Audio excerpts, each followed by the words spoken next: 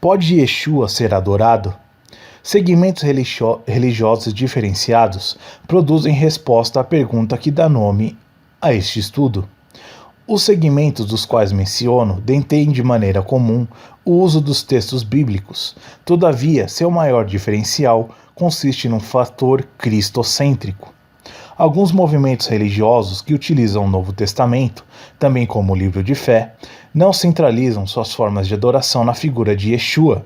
Eles ressaltam a pessoa do Eterno como aquele que deve ser adorado, colocando Yeshua num status até de reconhecimento messiânico, mas não deteria ele o direito de ser adorado. Por muitos catequizados na doutrina da Trindade, falar em adorar ao Filho, ao Espírito Santo e ao Pai são, pela lógica religiosa, a mesma ação. Estou adorando a um único Deus, não sendo esta uma questão discutível, nem mesmo digna de um estudo. As camadas redacionais contidas no Novo Testamento corroboram para esta mentalidade desenvolvida pela Igreja Católica.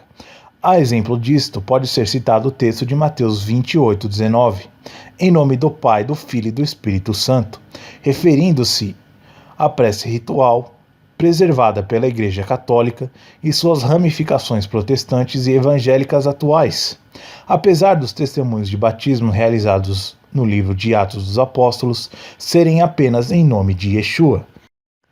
Mas a questão adoração, quando refletida fora do conceito de trindade, o que de maneira exegética é mais coerente, por não existir essa mentalidade trinitária no primeiro século, gera questões controversas quanto a quem deve ser direcionado a adoração no culto dos seguidores de Yeshua. Somente o Eterno deve receber adoração. A Torá determina: nunca adore nenhum outro Deus, porque o Senhor, cujo nome é zeloso, é de fato Deus zeloso. Êxodo 34:14. O Eterno expressa um tipo de exclusividade quanto ao ato de adorar. Ele deve ser o foco de todo o serviço religioso. Qualquer outro ser celestial ou terreno, anjos, espíritos, sacerdotes ou sábios, animais, elementos da natureza ou qualquer ser humano, não pode ser adorado de maneira alguma.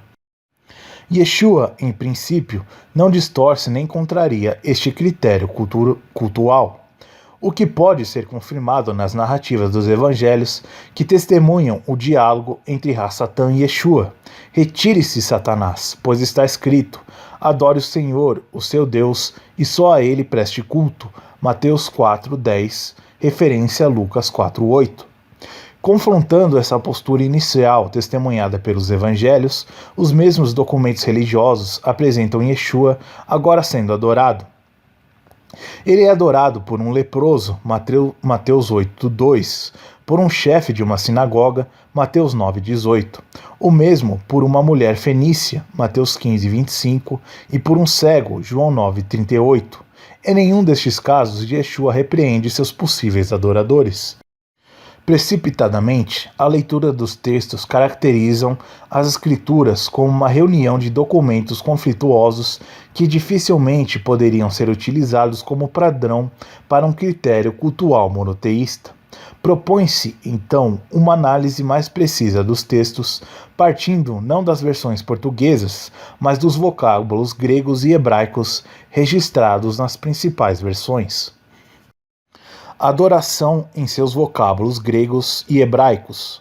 Quando vertido para o português, diversos termos gregos e hebraicos foram traduzidos na simples palavra adoração. Todavia, se analisados em seus idiomas originais, os textos recebem uma profunda reflexão. Destacamos os principais termos. Shahá, inclinar-se, prostrar-se diante de superior em deferência, proceder humildemente diante de Deus em adoração, possivelmente o termo mais utilizado no Primeiro Testamento. Avodá, trabalhar, servir de maneira geral, mas também referente ao serviço religioso do templo, servir a Deus. Em boa parte das versões portuguesas, veio como adoração por estar ligado ao serviço religioso levitical. Outros termos são ainda mencionados como formas de apresentar adoração. O vocábulo Yadá, derivado de Yad, mão, Yadá significa bater palma, dar graças, elogiar, louvar com mãos estendidas, uma forma de adoração.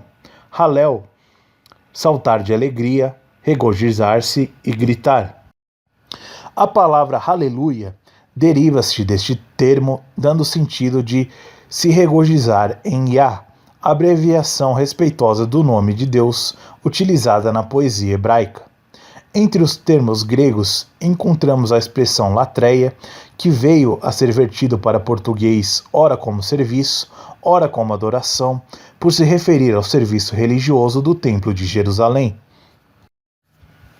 Encontramos também a palavra sebomai, um termo que resume-se a reverenciar ou adorar, Marcos 7,6, e o termo mais comum seria proskunel, cair de joelhos, prostrar-se, prestar homenagem, expressar respeito ou súplica, lamber a mão ou beijá-la, tocar a testa no chão.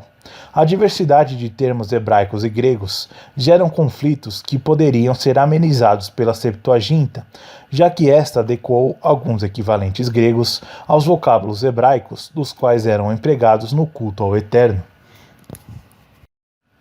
Logo, a questão se Yeshua deve ser adorado apresenta dois embates principais. Primeiro, nenhuma relação dos seguidores de Yeshua e o reconhecimento de sua messianidade pode ferir a unicidade do Eterno e o direito a ele devido e exclusivo de ser o foco da adoração. Segundo, Yeshua ben Elohim, Yeshua filho de Elohim, cuja existência precede a Torá, que é modelo de cumprimento não legalista dos preceitos, único do gênero e da paternidade divina, cumprimento das profecias e digno de estabelecer o milênio e restaurar a casa de Davi, deve ser colocado em seu lugar de honra.